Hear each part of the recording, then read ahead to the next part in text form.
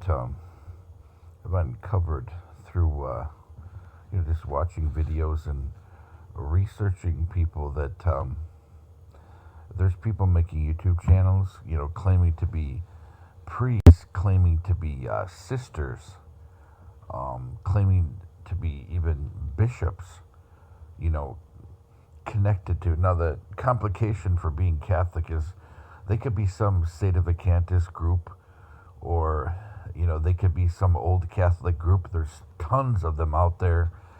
Some of them, they have, valid lines of succession. Others don't. Very dubious lines of succession. This is for ordination.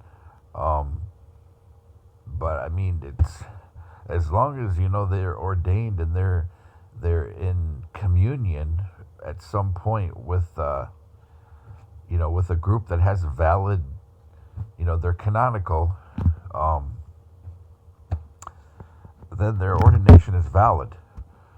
Of course, if they break that communion, then their sacraments become illicit but valid. I believe that's what it would be under canon law. So, I mean, it's iffy, but they're not excommunicated. There's very few of those groups out there that are excommunicated. I'm not saying there's not. If you're going to find somebody excommunicated, generally it's within Eastern Orthodoxy or Greek Orthodoxy. But I'm not saying that that it's not done in the Catholic Church. But generally, the Catholic Church always tries to seek communion, bring people back to the fold. Generally.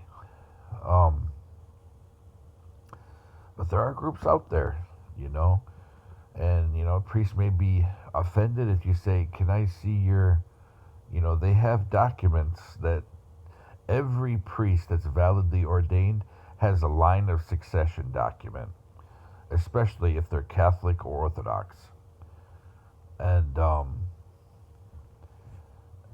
like I said, if they break communion or whatever, or they're laicized, things change. But, there seems to be ambiguity. I know that St. Pius X group, the Latin Rite guys, apparently Pope Francis extended them the courtesy that they can hear confessions for all Catholics. And you're not, you don't have to seek, as far as I know, you don't have to seek permission from your bishop. As far as I know, I could be wrong. But, and there seems to be a gray area if we can attend Mass there. That seems to be kind of a gray area. I would have to research more. But I did read that, that courtesy to hear confessions was extended to them. Now they've been trying to seek reunion, or Rome has, the Holy See has with them for a while, because they're basically creating their own church. But the problem is they're Vatican I. And, we need to find some common ground. And the Holy See, through the past two popes, have been trying. But, they have their own issues as well. I just uncovered yesterday through a little research. They have some troubles too. But, anyway, so just be careful.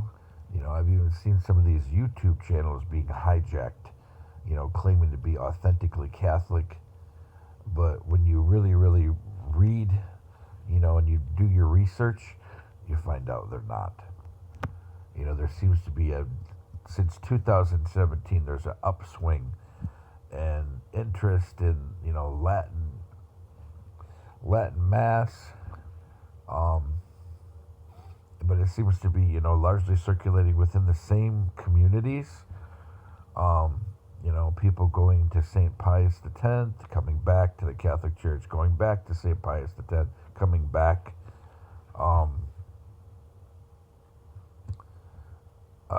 Sede vacantis, they have Sede vacantis is Latin. It means without seat. It means vacant seat. It means that they lost their succession. Well, not lost their succession. They're non-canonical. They're not with the other bishops. They've made their own. But now, Society of St. Pius X, they have, I think, one bishop and one cardinal, which is a little more significant. I believe it was Archbishop Lefebvre. So they have a couple of bishops and an archbishop, which is a lot more significant. They're like the old Catholics, the Archbishop of Utrecht. There's a lot of valid succession through that archbishop's seat. But I mean, some of it's been diluted though, because then they've non-canonically ordained people, meaning they didn't follow the traditional rite of ordination.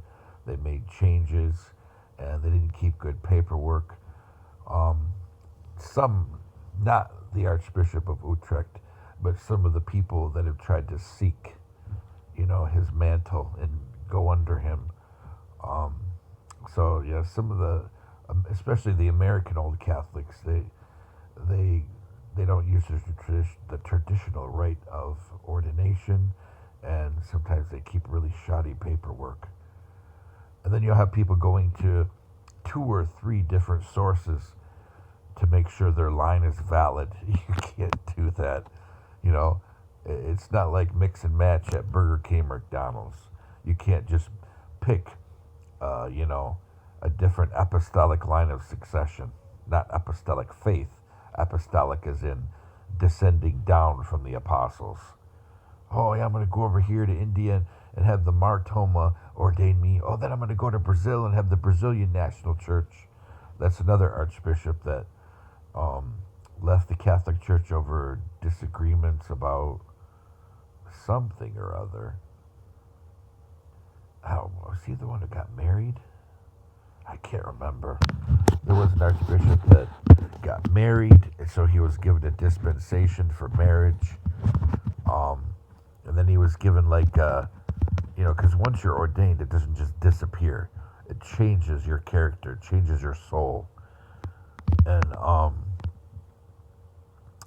he was given a place that doesn't exist. It's hard to explain. I forgot the canonical term, but it's a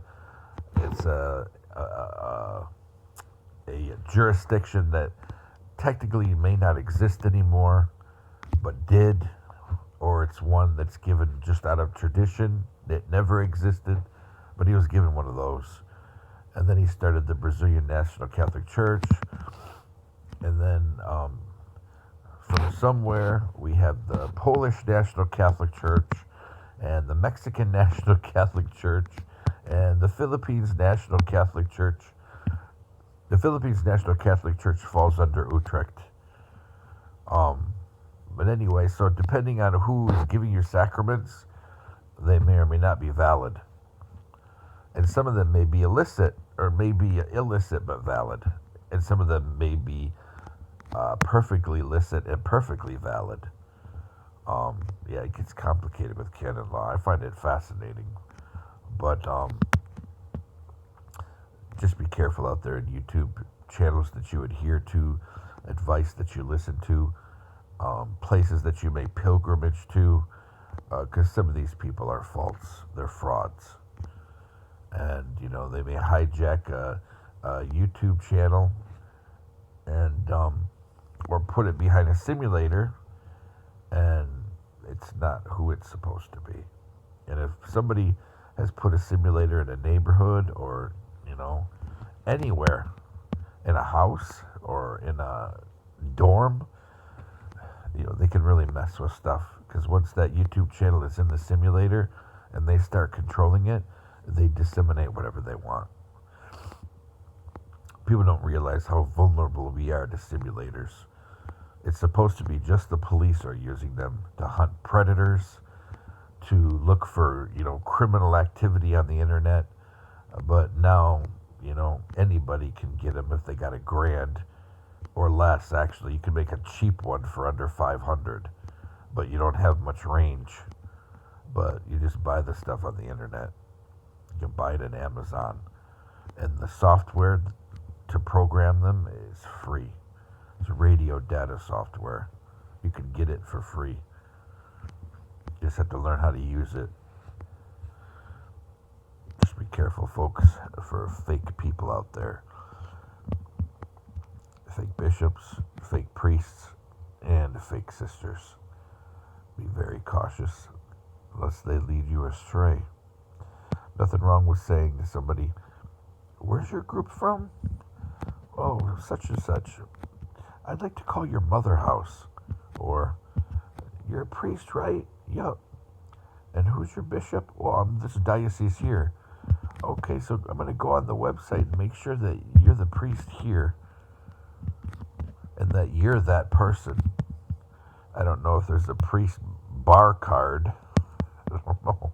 I don't even know if there's, official diocesan IDs, but might not be a bad idea.